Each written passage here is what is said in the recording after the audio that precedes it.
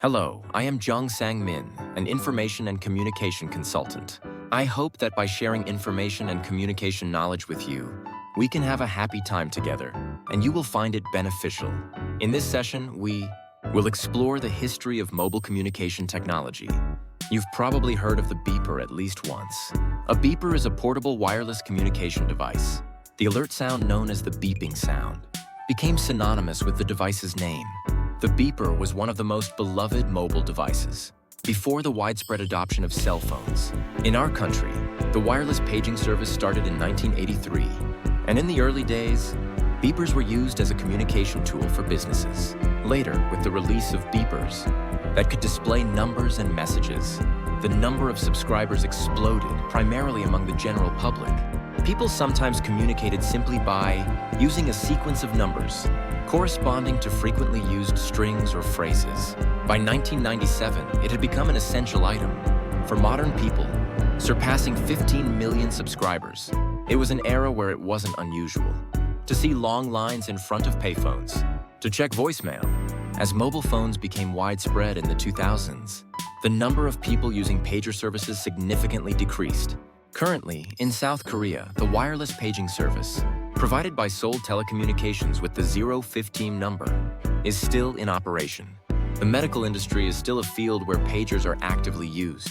This is because the characteristics of the beeper match well with the frequent hospital, medical staff in emergency situations. It is easy to put in a small, lightweight pocket or clip onto a belt, and without complex functions, like an address book. You can easily confirm the other party by sending just a name or phone number. Next, we will learn about the city phone. PCS is a technology referred to as 2.5 generation mobile communication, which is a step forward from second generation digital mobile communication. This is an evolved method from a sender-only mobile phone. KT launched its first commercial service in October 1997. At that time, the call quality improved by about 1.6 times compared to mobile phones, and it had advantages in data transmission. By using high frequencies in the 1.7 to 1.8 GHz range, the data transmission speed supports approximately 14.4 to 64 kbps. However, the need to install more repeaters due to the directivity of the low-frequency bands has acted as a financial burden for telecommunications companies. Now, the first digit of mobile phone numbers has been standardized to 010, but at that time, there were various prefixes like 016, 07, 018, and 019. Telecommunications companies also marketed by prominently featuring each number. PCS was the first mobile communication service that effectively ushered in the era of one person, one mobile phone. It allowed voice calls and text messaging anytime and anywhere, and the ringtone business, which can be considered the first multimedia content, rapidly emerged as a new source of revenue. PCS is a technology referred to as 2.5 generation mobile communication, which is a step forward from the second generation digital mobile communication. This is an evolved method for mobile phones dedicated to sending. The GMPCS method connects dozens of non-geostationary satellites located 500 to 20,000 kilometers from the Earth into a single wireless communication network, enabling calls from anywhere in the world. It was first proposed in the third report by the World Telecommunications Organization in November 1994, and the term GMPCS was first used at the World Telecommunication Policy Forum in October 1996. On November 1, 1998, Iridium, the first GMPCS, began service worldwide. The Iridium system consists of 66 satellites, with 11 satellites in each of the 6 orbital planes, at an altitude of 780 km, and each satellite performs inter-satellite communication by directly transmitting signals to and from neighboring satellites in the same direction.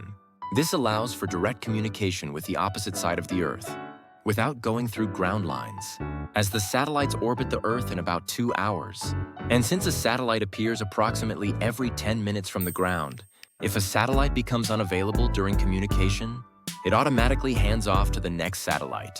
GMPCS does not require infrastructure investments, such as installing ground-based stations, like other mobile communications, as it uses satellites to establish communication networks.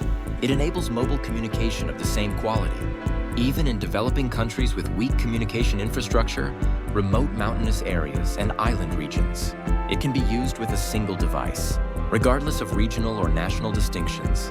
And due to lower path loss, it is advantageous for miniaturization, lightweight design, and low power consumption of the device.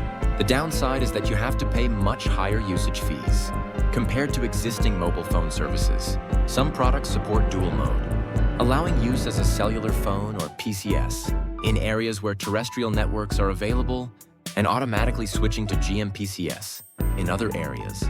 The use of GMPCS is difficult in buildings or underground facilities, where satellite signals are hard to reach. GMPCS is the ICO of Inmarsat. Notable projects include Global Star, led by American companies, Laurel and Qualcomm, as well as Odyssey, led by TRW. In South Korea, 2 GMPCS projects, Iridium and Global Star, have received approval. SK Telecom launched commercial services worldwide, using the Iridium system in November 1998.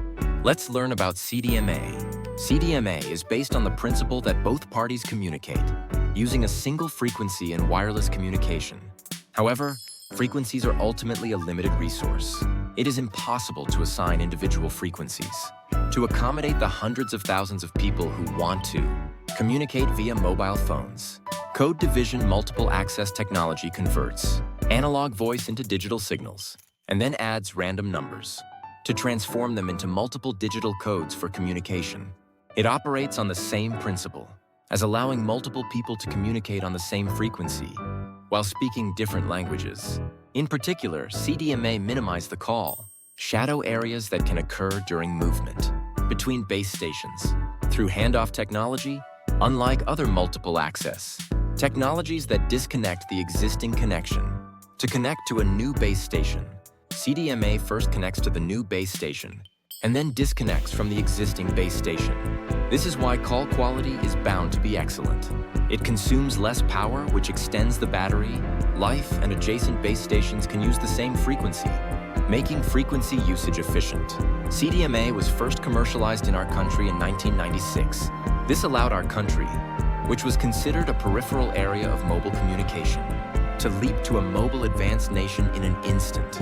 And the impact continues to this day with 4G and LTE. Before the commercialization of CDMA, the domestic mobile communication industry was merely at the level of providing services by importing foreign equipment. According to data from the Korea Information and Communication Research Institute at the time, there was a significant dependence on Motorola, with Motorola holding 42% of the total terminal market in 1991 and 52% in 1995. However, after the commercialization of CDMA as CDMA system, equipment and terminals were supplied. The market share of domestic CDMA products rose to around 80% in 1996 and increased to about 99% in 2001, significantly changing the supply structure of the domestic market. The production scale of domestic CDMA terminals reached 9.81 trillion won in 2001, indicating that the production scale had increased by 5.5 times over the 6 years. When looking at production scale based on the number of devices produced, domestic companies' mobile phone production reached 52.81 million units, accounting for 14.4% of the global production. While various factors are cited as the reasons for the success of CDMA, it is primarily evaluated that the government's leadership in technology, development, and the efforts of companies to secure their own technological capabilities based on component development policies have borne fruit in business activities.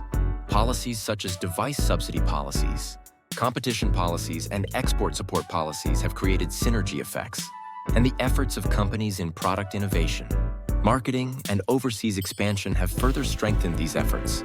In this session, we learned about the evolution of mobile communication technology. I hope it has been helpful to you. Thank you. Have a great weekend.